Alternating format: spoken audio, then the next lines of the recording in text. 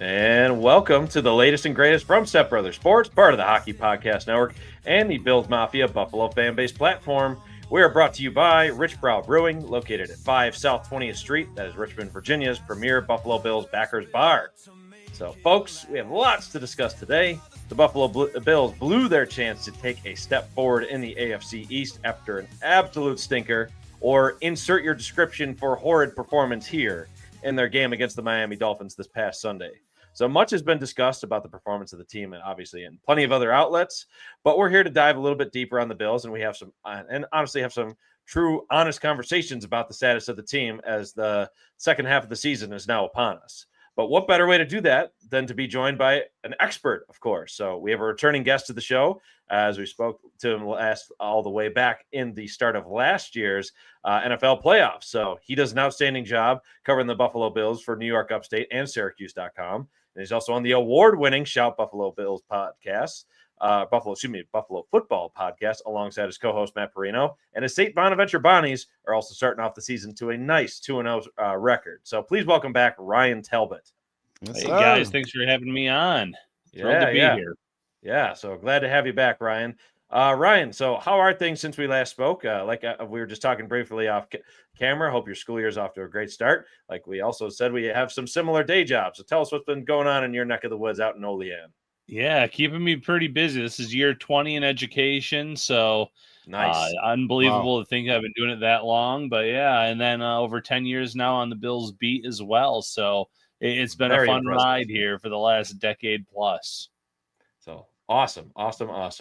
So yeah, I mean, I could very much relate. I'm only in year 14 on my neck on my side of things here, but at the same time, it's obviously not easy for any level that you're doing. I know you said you're high school, I'm middle school, but I'm sure you hear plenty of your own 6-7 references too. So I'm sorry to what you have to deal with. So it comes with the territory lately.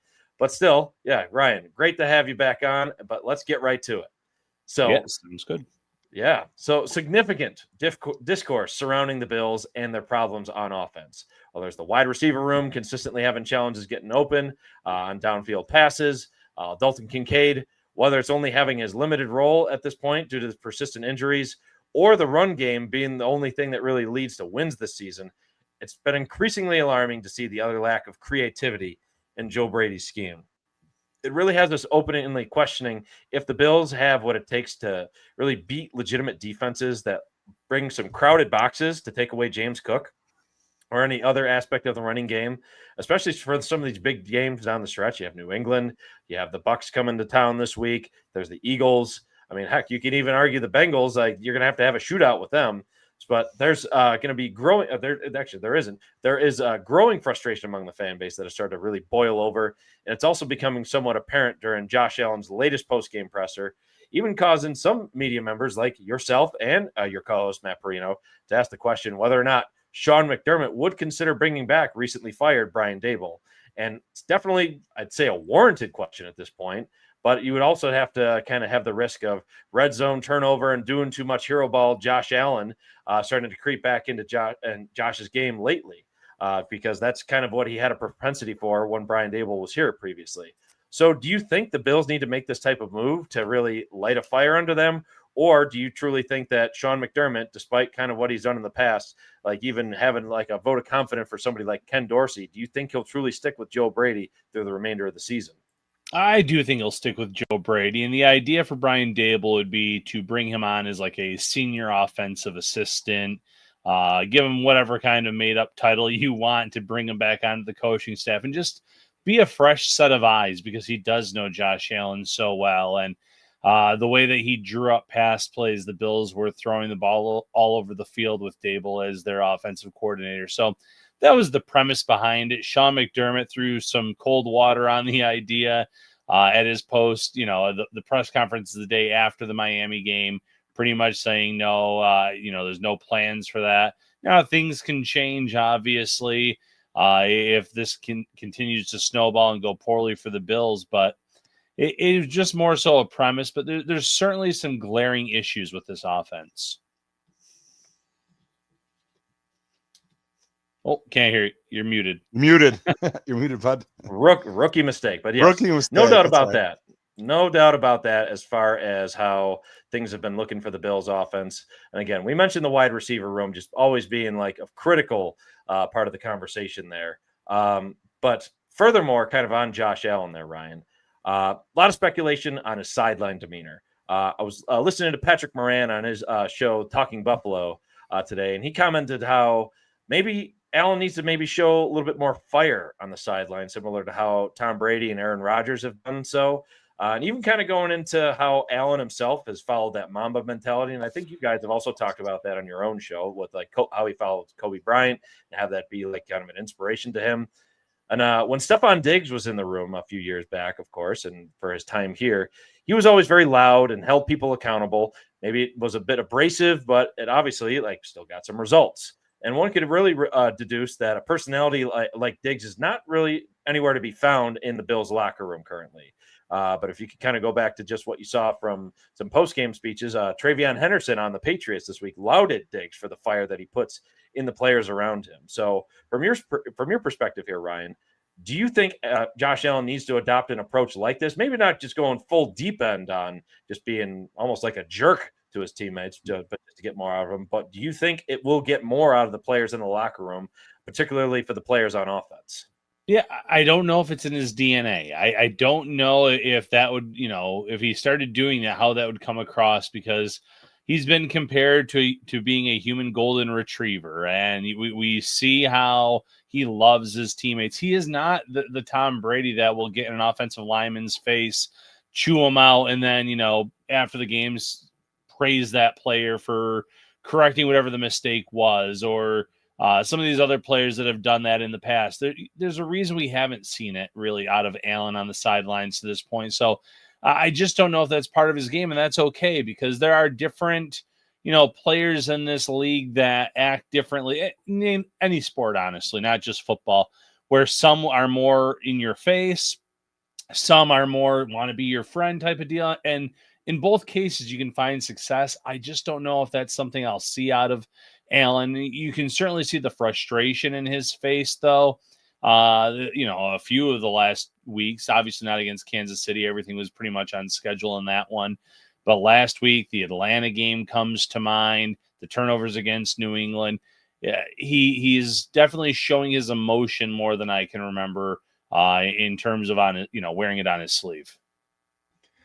Yeah, again, it's hard to just truly ignore that too, just because when the camera pans to him, it's just the body language is just easily read on here too. But kind of still staying on the topic of the offense here, Ryan.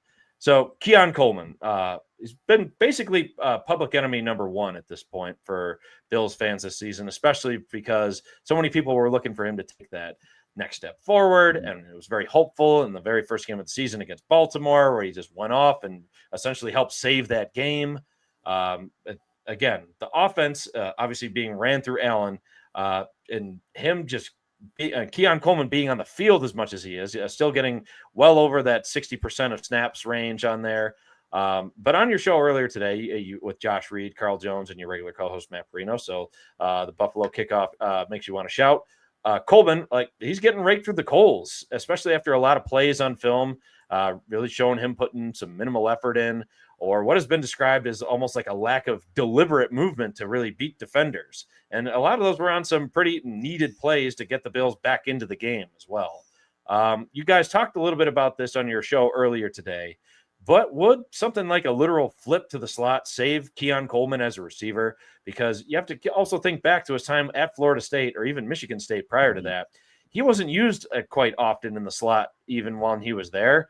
And Khalil Shakir, obviously, he's already a very reliable option in the slot.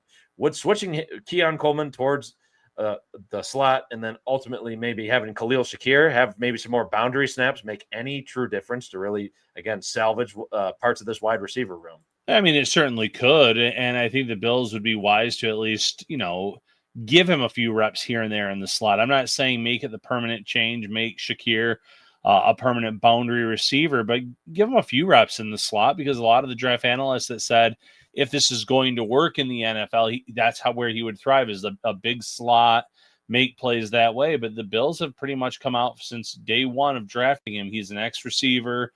He fits what we need in this offense, and it's clearly not the case because he has not been a regular contributor. He's really struggling on those back shoulder throws, the 50-50 balls. He's not winning those on a regular basis. He'll have those good moments like the touchdown grab against Miami, but there's also just a lot of plays that he leaves on the field. And, you mentioned the effort on the field. There were a lot of routes that it felt like he was running at half speed in that Miami game. You look at the fact that there's been 2 cases where the coaching staff has had to discipline him, bench him for a quarter or whatever the case may be, for whatever the issues are that he's having throughout the week leading up to games. So it's probably a maturity issue. And when you look at this wide receiver room, yeah, there are veterans here, but there's not that alpha in the wide receiver room either, like Stephon Diggs was. You can go all the way back to Cole Beasley. I feel like would be a vocal leader in that locker room. Emmanuel Sanders, even though he wasn't a true number one by the time he came to the Bills, he was still someone that was well respected and would speak up when need be. You look around, Shakir's a very, quiet demeanor type of player. You're not going to get Curtis Samuel talking or getting in Coleman's face about things most likely. Same can be said about Joshua Palmer. So that's maybe what they're missing is they needed that veteran to kind of say, listen, you're going to run out of your own opportunities here and elsewhere across the league if you don't really start putting in that effort, because it doesn't matter how good you are. If the effort's not there, in the NFL, everyone's good. And if you don't have that extra effort, you're not going to stand out or make it very far in this league. So again, very aptly put. I wanted to kind of show a couple comments that have come our way so far. So Pitzer saying Sean McDermott turned our special unicorn quarterback into a run-first, 13 personnel wide receiver screen pass game manager offense that any average QB can run. So a lot of comments on like turning Josh Allen into a game manager this week, and I know that's leaving a lot of salty Bills fans out there too. And also hello again, as always, to our family down in Texas.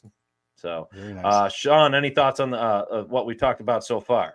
Yeah, Ryan, I just had like a couple of quick follow-ups for you. Yeah. I did, and Chris, I don't know. It looks like you took out my special question. Should I keep that one out? What do you think? Feel free to fire away on that one, but I'll let you kind of lead with it. Okay, all right.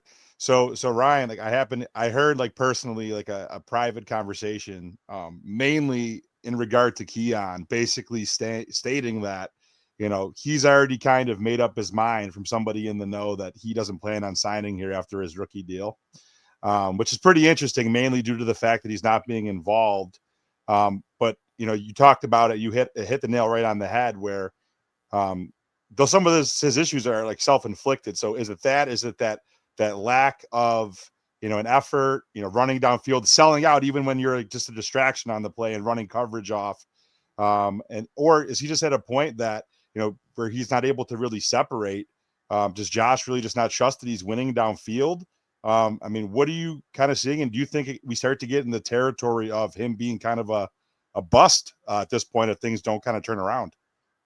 So when it comes to the Josh Allen part of it, he was kind of asked after the game against Miami, is he doing enough? And there was a really long pause from Josh Allen.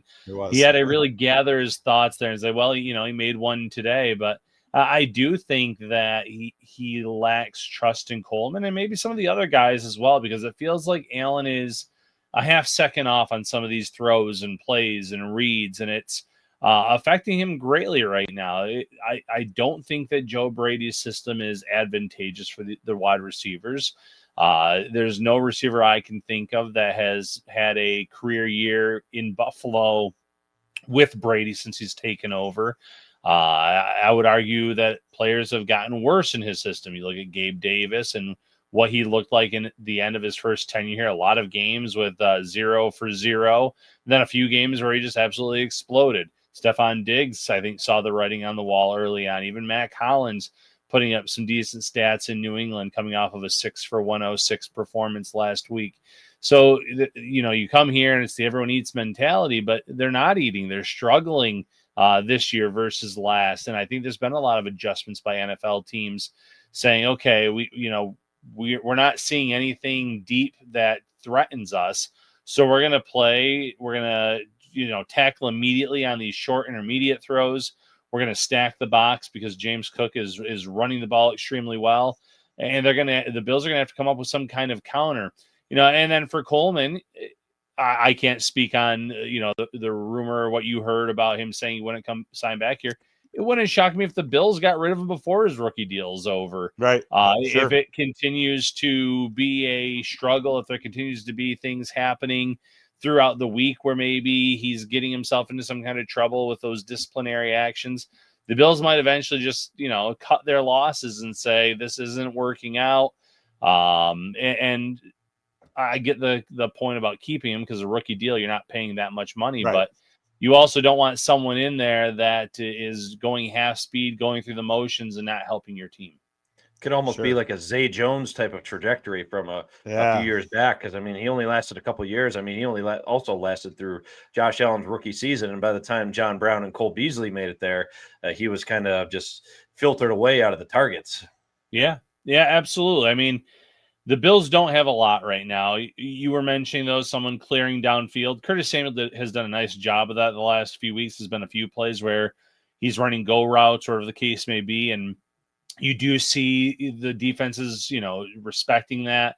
In theory, it should clear some things up underneath for players. It did against Kansas City. Not so much against Miami last week, but they just need guys that can step up consistently. And outside of Shakir, I don't know if the Bills have that. I think Palmer was on his way to having a really nice game against Atlanta, and maybe when he comes back as soon as this weekend, maybe he picks up where he left off and he can be that guy. But there wasn't enough flashes for me outside of that Atlanta game, maybe a few catches in Baltimore week 1, where I've sat there and said, okay, this looks like a really good contract, because right now it's, again, a high-priced player that isn't producing like his salary. Sure. So. And Chris Maz, I know Chris Maz wants to bring up a recent addition today that might help stretch the field. But before he does that, I just had a quick question for you. I wanted to get your feedback on this. Just kind of a general question about maybe yourself, what your thoughts are on Bills fans. And I found myself sharing some of my questions that we were preparing for you to get ready for the show today. And, my buddy, my roommate, Bill here, he's like, man, you're never critical of Josh Allen ever. You never give him any type of blame. And I just wonder, from your perspective, do we tend to overlook that sometimes, where we just always give Josh Allen a pass? I know, like, this year he has decent numbers, but I think he is starting to have a little bit of that crazy, like, sugar high Josh, a little bit, even with like the red zone turnovers and the fumble extending plays. Do we, as fans and people that watch him, and you guys in the media and us as content creators, do we tend to give him a pass and just kind of overlook when he's playing bad? What's your thought about that? To a certain extent, yeah, and I've been accused of that as well. With an article I did after the game, is a lot of Bills fans, you're blaming everyone other than Allen, and Allen is not without fault. He's making some bad mistakes. He's turning the ball over, but I also feel like he's pressing because he can't count on the guys around him. That fumble on the run, the QB keeper, where he really should have just gotten down after getting the first down, but he kept moving and he was moving the pile. I get that. Why he was doing it. He feels like he has. He almost broke that. He almost broke that for a touchdown. Yeah, honestly. And he feels like he probably has to do that with these Herculean efforts from time to time, with the way the offense is sputtering right now. So he's not without fault. Like I said, there's been some bad throws. His timing's a little bit off right now, but I don't think that this system has really played into his strengths, and that's baffling to me, because you have the reigning NFL MVP. And he is out there, at least 3 games now where he's really struggled and kind of gone through the motions of frustration. Even some of the wins that the Bills have had, it's taken a long time to put these teams away. Inferior teams like the Saints immediately comes to mind as one. I know the first matchup against Miami, although Miami generally plays the Bills pretty tight in most matchups, it's just been the Bills up until this past weekend that have found a way to win late. So it's a lot of things, and I feel like in the general collective, there's more on the plate of Joe Brady in terms of who should shoulder the blame. This receiver room, the coaching staff, Brandon Beane, it all kind of, everyone gets their slice of the blame, Allen included. But when I look at the issues that this team is having, I probably, I don't give him the majority of the blame, or maybe a large piece. And that's just my prerogative. If other people out there feel like he deserves a bigger piece of the blame, they're more than entitled to that opinion. Very true. Very true. Absolutely. Good But yeah, question like here, Sean was saying, so I want to get We're to gonna this get to one the later. defense. But yes, Yeah, we we're will gonna get to the defense, later. but this is a good point on here. So Pitzer again saying team is missing some dogs, saying CJ Gardner Johnson would have been a massive upgrade over Jordan Poyer next to Cole Bishop. Why are we afraid of some questionable character guys? I mean, you could definitely make an argument for it for sure. I agree with that. But I mean, you could also say that without Jordan Poyer, perhaps Cole Bishop wouldn't have turned the corner on this. Would you tend to agree on that, Ryan? He's looked a lot better since Poyer's been inserted into the lineup since that second half against Atlanta. He's really calmed down. Tackling's been great. Coverage has been outstanding. The instincts are off the chart. Interceptions, pass defense. So I do think Poyer deserves some of the credit for that. Now, Poyer himself is a bit of a liability out there on the field. The angles, the speed isn't there anymore. We saw that a few times against Miami. One of the touchdown runs late in the game, Poyer couldn't get there. The first touchdown pass of the game, Tua threw a ball between Poyer and Dane Jackson because Jackson was in at that point for Trey White. Kind of just easy picking. So there's some downside with having a guy like that in the lineup, but he really has helped significantly with Cole Bishop. So sometimes you kind of have to take the bad with the good. Yeah, completely agree. I mean, you could still argue like there's still a lot of rookie tendencies in Cole Bishop just because, again, he had so much time taken away from him from injuries the last 2 years, especially to start the season, and some really key reps just to get him ready for like the full length of the season. But again, I don't disagree with that one bit about having CJ Gardner Johnson potentially in the locker room.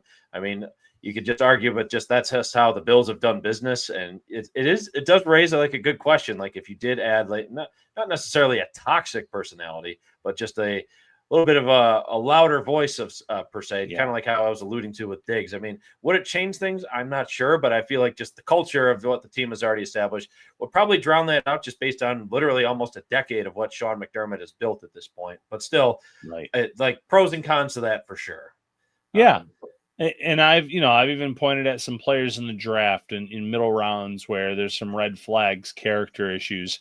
And I've said, if the culture is as good as the Bills claim it is, those are some players where if the talent outweighs where they're being drafted, they should throw a dart every now and then at a player like that.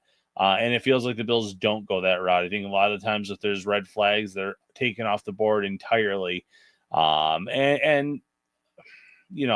don't know what the right or wrong answer is that, because there's been a lot of players with character issues that have not panned out. And I'm blanking on his name right now, receiver in Cincinnati. In terms of talent, one of the best in last year's draft class out of Alabama. I know exactly who you're thinking of. I can't remember. Inactive multiple times. Then he was going to have a big role. And then he ended up being inactive because he was in a casino past curfew the night before. So there are players that are self-sabotaging too. I get that. But man, I look at a guy like George Pickens, and I get it. He's on his second team now. Pittsburgh was more than willing to trade him away to Dallas. Talent was off the charts. A lot of red flags about him when he came out. But if you were to ask Pittsburgh in terms of when they needed a play from him, he came up with it.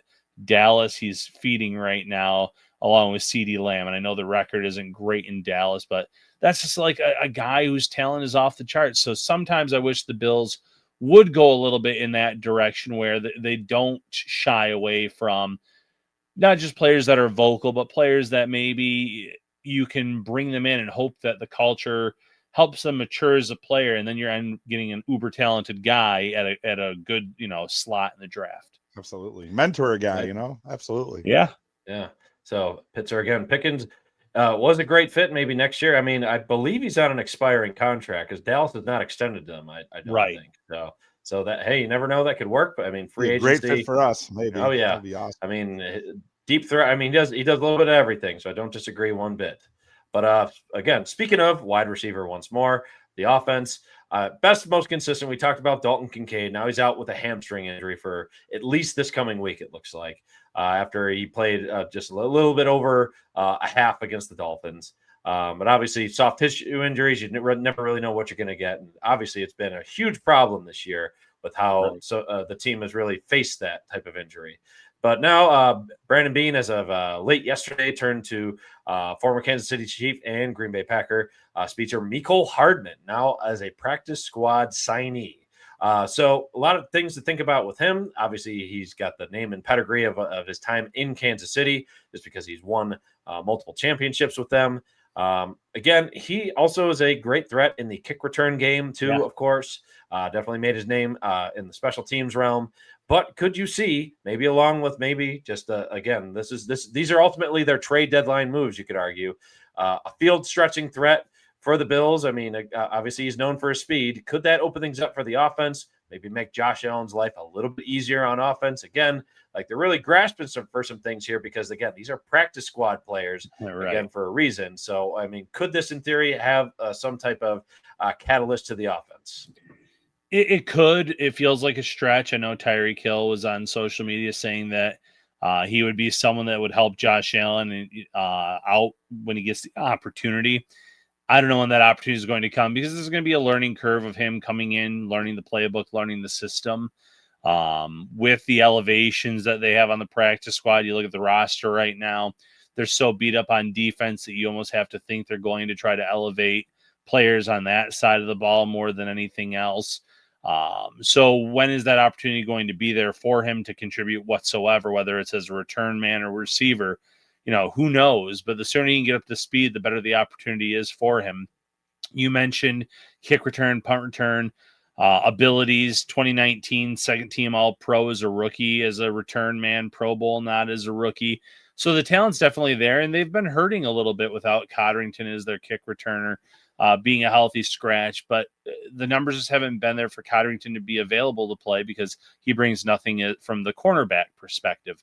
So if Hardman can learn this system and show a little bit of value at receiver, where you can bring him in and try to just run him deep multiple times when you give him a few snaps on offense, and he can handle the kick return, punt return duties, that might be his path to at least an opportunity to helping out that unit. Again, mean, you can't argue with that either, just because, again, just for the lack of separation that the receivers have already shown. I mean, what's the harm in trying at this point? Just because, I mean, you got to find something that sticks at this point, because, again, bringing it back, I'll even touch on this briefly, because the Tom Pelissero report that came out literally like the morning of the Dolphins game earlier this week was obviously really troubling for Bills fans to like hear and see, especially if all it took was just flipping around the years of those first round picks. Like, obviously it would have been tough to maybe like replace that talent with a player through the draft, especially for cheap labor. Yes. But like, if you're getting a player like Jalen Waddle in return, again, who's a known commodity, not only for his speed, but he's had 1,000-yard receiving. Looked great against us, by the way. Too. Of course he did. Yes, of course he did. But still, I mean, it's extremely frustrating, especially for Bills fans, to like see that, and that's all it would have taken. And then again, Pitzer sounding off again. 2027 draft is stacked compared to the 2026 draft. Why wouldn't Beane pull the trigger on Waddle? I mean, again, to a case in point, what we're bringing up here. I mean, Jalen Waddle will be everything with what I truly think the Bills receiving room is just craving for: a separator, a speedster, and that would ultimately open the field up for everybody else and let them all thrive. I mean, could this potentially be something that Brandon Beane? I mean, obviously, I'm not going to make any hypotheticals or like call for the guy's job. I know obviously he's getting raked through the coals this week just because of the way the roster's set up. But could this be something that the team could pursue in the offseason? Because if you look back to even when Stephon Diggs came onto the team, he was apparently pursued at the trade deadline in the 2019 season, and then ultimately came to the team with a first-round draft pick trade back right around when free agency started. Do you see the team potentially going that route, especially for the crying need that it is now? Yeah. So when it came to the trade deadline, things don't usually leak like that. So I think the Bills wanted to they were okay with it being out there to show that they genuinely tried to bring him in, a third in next year's draft, a first in 2027. We'll probably never know why Beane wasn't offering the 2026 first, because that information didn't come out until after he had met with the media the day after the trade deadline.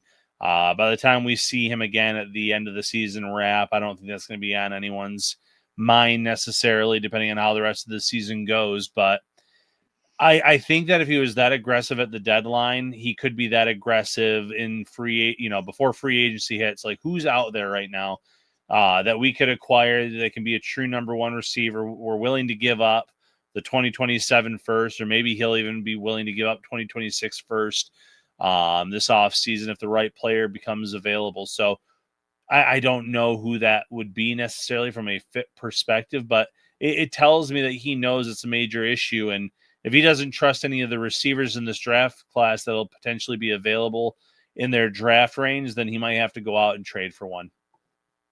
I mean, I truly think that's probably the only way they're going to get somebody in the room at this point. I mean, I can't say that I've done much scouting as far as the college realm for what receivers would be potentially coming down the pipeline, especially a first-round talent. But still, I mean, clearly Brandon Beane saw enough that the receivers currently on the team just aren't doing it, and Josh Allen is getting frustrated, like we already talked about. But still, we just for the sake of not beating a dead horse here, we can only talk about the offense, but for so long here, because obviously the defense is coming to question quite a bit too. And the name of the game for that has just been really just injuries, just really hampering them. And I know Sean wanted to talk about a little bit about that. I'm not sure if he's got it himself on the camera, but I'll kind of I'm good. Oh, there we go. All right, just making sure. Yeah. Good. And before, right. Ryan, I want to talk a little bit about the defense. I had a question for you, but real quick, just to kind of tie a bow on the offense, curious about where is our other quasi trade deadline move? Where is Gabe Davis at? Is he close to being ready to play? Do you know? Well, I mean, he was out running 2 weeks ago, and then the day after he was out that practice, he kind of, things swelled up, or he became, whatever the case may be, where Sean McDermott pretty much said, yeah, no, we're not going to elevate him this week for the Chiefs game. And last week we didn't really hear much about him. So he's getting closer for sure.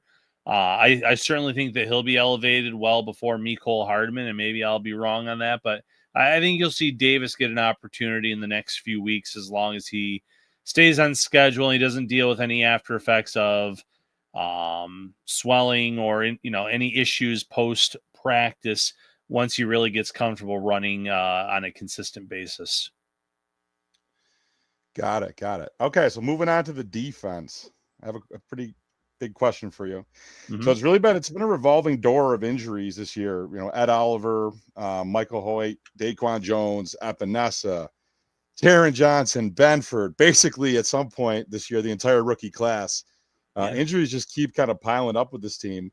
And then, I saw a report from, I think it was one of the analytics sites about and it's been pretty noticeable to the eye too, but our highly paid linebacker duo of Milano and Terrell Bernard this season, in their most recent debacle of this game versus Devon Achane and the Dolphins, we managed to put even more tape out of an opposing running game, just gashing our defensive front. So short of playing the Chiefs later on in the season, maybe in the playoffs, if we can make it that far, which obviously Sean McDermott and Babbage seem to have somewhat figured out a plan to stop the offense, at least in the regular season.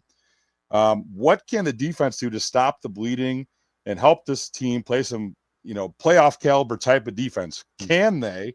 And also, aside from some encouraging play from we talked about, some of the secondary players like Bishop and Max Harrison making some solid takeaways, a rejuvenated Joey Bosa, who admittedly is on a one-year contract, and Deion Walker, who does look like, a steal based on where he was slotted in the draft. What positives, if any, are there for this defensive unit moving forward beyond this season?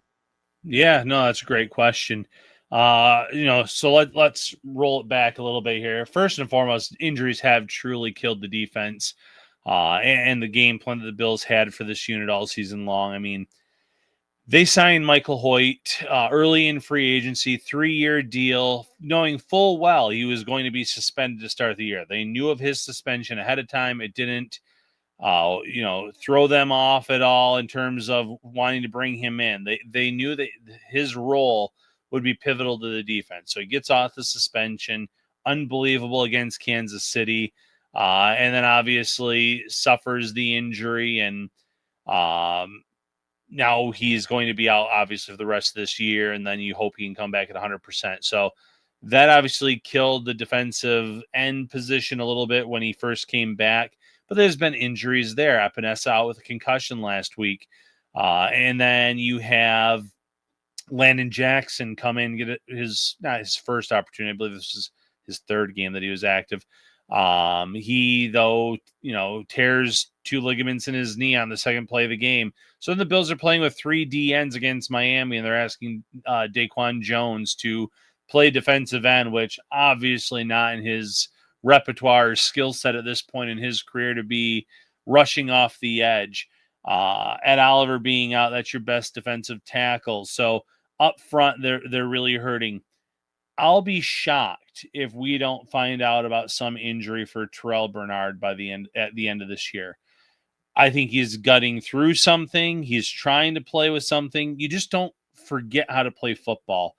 And he looks nothing like the player that he has the past few years. And I get he's undersized, and sometimes you do get swallowed up by blockers and you can't shed blocks, but he's been a non-factor all season. So I really do think that he's dealing with something. I think Milano, unfortunately, is just at the end of his rope in terms of what you can expect from him anymore on a consistent basis. The fact that Shaq Thompson is our most consistent linebacker is worrisome. He's been great, don't get me wrong, but if you would have told me that was going to be your best linebacker going into the season, I would have said, well, then you better go out and draft a few more linebackers or take a few more swings, because I'd be very worried about it. So that's part of it. And then even in the secondary, wrap out now. Hamlin, I know there's a lot of fans that have feelings about Hamlin not being a great player or depth player. I think he's solid at what he did, and he's out. You need to bring Poyer up. You miss Hairston for up until a few weeks ago. So they've been dealing with so much on that side that's part of their issue. And then the guys that have been standing out, you look at Deion Walker. He's going to be a big part of their system for the foreseeable future. I would not be shocked if they try to re-sign Joey Bosa in the offseason. And, Bosa has said over and over again how much he's loved it here and how much this experience has meant to him. So I think he'd be open to that as well. You're hoping, though, TJ Sanders, who was his practice window was just opened up today, that when he comes back, you see a few more glimpses of positive play from him, because he'd have his moments getting some pressures, getting after the quarterback, but then there'd be a lot of plays that he would want back. But you want him back in the mix, not trying to knock Mathis, but he was awful in that game against Miami.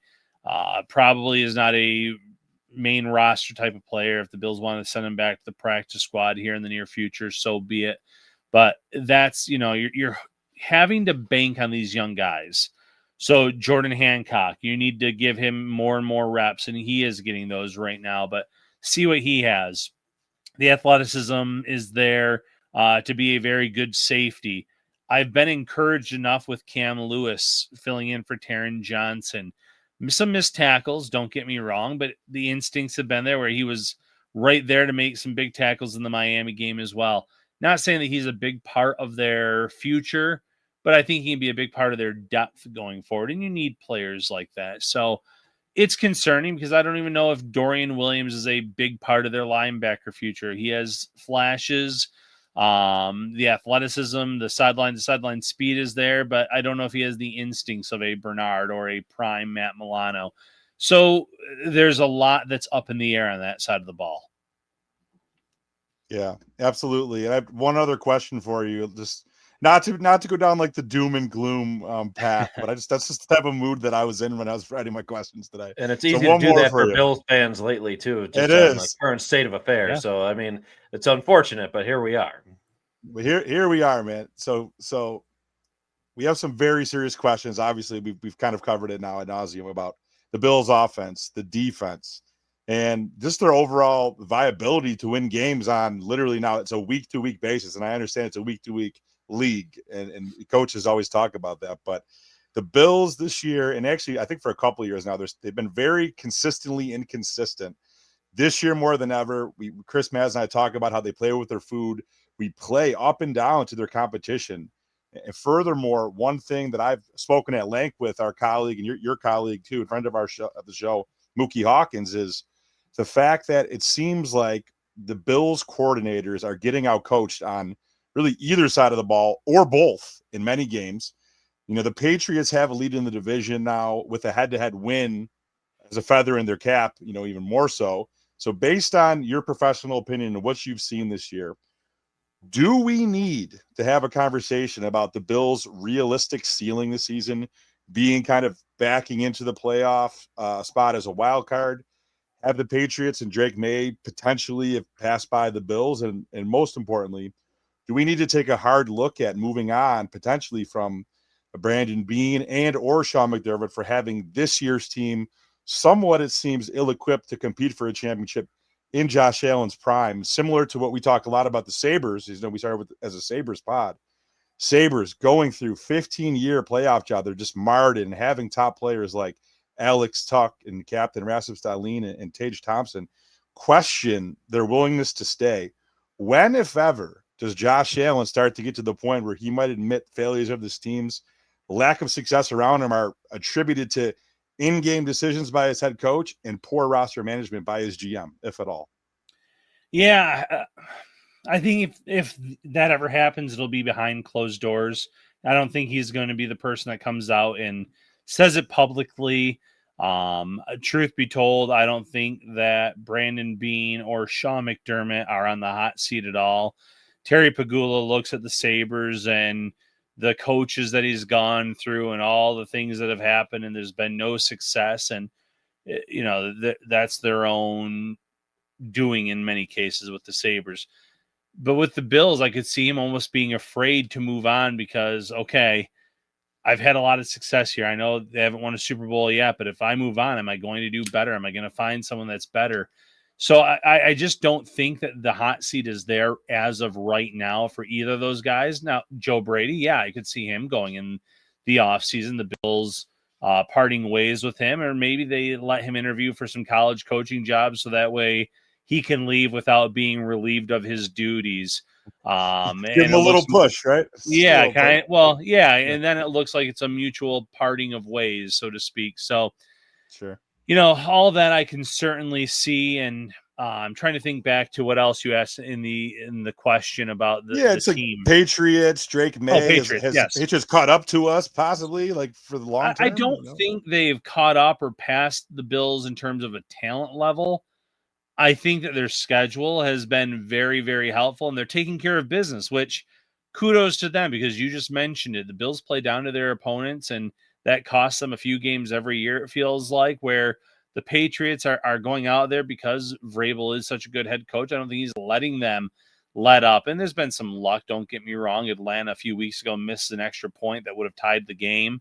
Then they're trailing by one. They get to about midfield, and then they have an intentional grounding penalty that backs them up, takes them out of any potential field goal range to win it late. So there's little things like that. But I also, even with the Patriots schedule looking so advantageous, I want to see what this team looks like in December and early January before the playoffs begin, because that's usually the true test of what a team is going to look like come playoff time. If they win the division this year, I won't be shocked just because they do have a little bit of a lead right now. Their schedule is very soft the rest of the way, where the Bills have a Buccaneers team coming in. They're very beat up as well, but they're going to be ticked off coming off of a loss to the Patriots. They obviously have Philadelphia down the road. Pittsburgh's, say what you want about Pittsburgh. They seem to be falling off a bit, but they can give you some issues. The defense has been playing pretty well as of late, and the offense has been sputtering. Early in the year is their offense that was playing great, and the defense sputtering. They're physical. So they're going through their we own. Don't always play good against physical teams. They do. We know that. So it's just one of those deals where I think the Patriots can very easily win the division this year, but I'm not sure that they've truly passed the Bills. I need to see it long term. If they win the division, I want to see what they look like against a first place schedule next year before I can sit here and say that they have already gone through the rebuild and passed the Bills. So it makes perfect sense. I mean, I couldn't agree more with that sentiment too. But just to kind of take a quick sidebar, and just a quick word from our sponsor. Also, thanks to our over 1,200 viewers viewing in live on all of our platforms right now. We always appreciate that. Thank you so much for supporting the show. But now, yes, that would be DraftKings Sportsbook. So hockey is back, as you already know. We are on the Hockey Podcast Network. This season, DraftKings Sportsbook, an official sports betting partner of the NHL, brings you all the speed, skill, and nonstop action you love. And DraftKings Sportsbook delivers the unmatched intensity of the NHL right to your fingertips. From player props to the thrill of live in-game betting, every drop of the puck is your shot to win big. So a couple games on the horizon, obviously, for those tuning in for our purposes. So the Bills currently favored. This is on the current DraftKings odds, of course. Currently favored by 5.5 on Sunday against Tampa Bay. And then if you're looking at the Sabres on their Western road trip coming up, tomorrow night against the Utah Mammoth, they are plus 1.5 while they are playing their first game in Utah ever. So keep those in mind before you maybe consider making a bet or two on the Sabres or the Bills for that matter. But, of course, new customers, this one's for you. Bet $5, and if your bet wins, you'll get $300 in bonus bets instantly. So, obviously, DraftKings is always my go-to place for looking at the latest odds. So I can always recommend that. Obviously, not only just as them being a sponsor of the show, but I always find their odds to just be the most reliable in my opinion. But for you, light the lamp all season long with DraftKings. Download the DraftKings Sportsbook app and use code THPN. That's code THPN to turn $5 into $300 in bonus bets if your bet wins, and that's in partnership with DraftKings. The crown is yours. And for the disclaimer, gambling problem, call 1-800-GAMBLER. In New York, call 877-8-HOPE-NY or text HOPE-NY 467-369. In Connecticut, help is available for problem gambling. Call 888-789-7777 or visit ccpg.org. Please play responsibly. On behalf of Boo Hill Casino and Resort in Kansas, pass-through of per wager tax may apply in Illinois. 21 plus, age and eligibility varies by jurisdiction. It will be void in Ontario. Restrictions apply. Bet must win to receive bonus bets, which expire in 7 days. Minimum odds required. For additional terms and responsible gaming resources, see dkng.co/audio. That's a limited time offer. Copyright NHL 2025. All rights reserved. And now back to our regularly scheduled. So, Got to get good on those ad reads there, Ryan. What's become totally get it. To learn. We've had to learn. Christmas is getting good at it, and I'm surprised they're actually giving us 5.5 points. I'm not gonna lie. I don't know. Yeah, you're same. That, but at the same time, Ryan, we're not exactly at your expertise for your seamless segues for your ad reads on the Shout podcast. Those are always entertaining. We're learning. We study you well. That's right. Yes. Hey, Matt's the king of that. I'm getting better watching him, and I know you guys over time will just get better and better as well. So you had a real good one for Tops the other day. It was really that one made me laugh. Matt even called it out. It was good. I was like, "Whoa, yes. Ryan's doing something, man." Yes, yes, love to see it. But anyway, Ryan, just as we're kind of wrapping things up, and we appreciate your time, of course, we wanted to just do our fun segment we've been doing lately in the last few months now.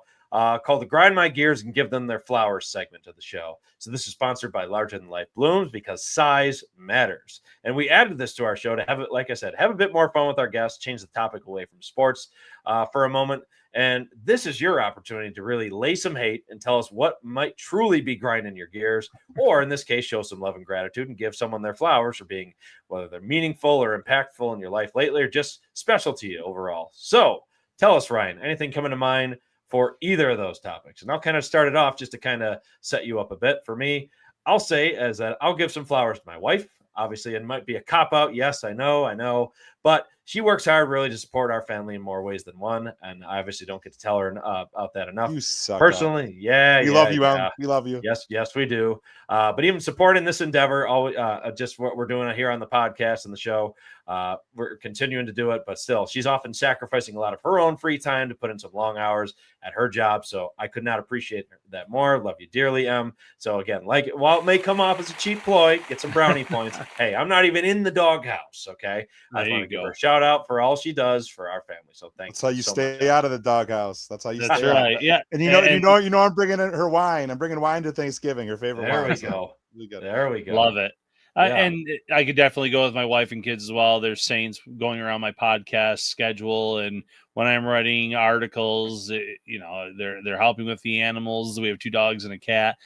The cat loves to be in the podcast, sometimes the dogs too. And I'm just like, please take them somewhere for this 30-minute block, whatever block from time to time. So they're great. I'm also going to give flowers to veterans. It's Veterans Day. Thank you to anyone watching that has served or currently serving. Your service is greatly appreciated, and can't say enough good things about our veterans here in the United States. Yeah, I will echo that very sentiment topical. Too. So good timing there. Shout out to Pa, our dad, long-term member of the Navy. And everybody else that's that either watches the show or people in your life, Ryan, and obviously Chris Maz's life. So shout out to them on your special day today. I got one quick one, Chris. A lot of my grind my gears tend to fall around the travel industry. Ryan, I don't know if you've had to travel at all lately. I flew down to Miami Friday, and my flight got straight up canceled. I never got an email, a text, or any notification that my flight was canceled, which is kind of weird. So I have Clear, try to go through Clear, and they're like, "Sir, where's your boarding pass?" I'm like, "It's right here," and it wouldn't pull up, right? So they're like, "Oh, you got it. You don't have a boarding pass, you can't go through." And I'm like, "Well, I'm holding up the line. So you got to go back and talk to the airline, where you check your bags." I go there and they're like, "Sir, like your flight's canceled." I was like, "Were you guys gonna tell me?" Like it was 30 minutes before boarding, literally, at Atlanta Airport. So I ended up having to buy a brand new flight on a completely different airline. And then you always fly a little too close to the sun anyway, because you get to the airport at the last second. Man, especially Atlanta's airport, right? I'm an expert at it now. I know how to navigate. My job, Ryan, my day-to-day job is in like the airport industry. I work with a lot of parking lots by airports all over the country, so I know how to navigate things quickly. But then on my way back from Fort Lauderdale, I flew out of back after the game to Atlanta. And my flight got delayed twice, but it didn't get canceled. So I still got to I got bumped twice and didn't get home until about 4 a.m. last night. But we made it. So thank you, the government, for opening back up. Let's get flights back to normal and spare people of pain. Love it. That's a great one. I know that's right.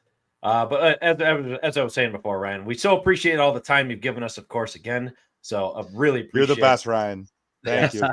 But for the listeners here, as we got, again, a pretty solid audience, pretty solid viewing here. So thanks, everybody, for tuning in, of course.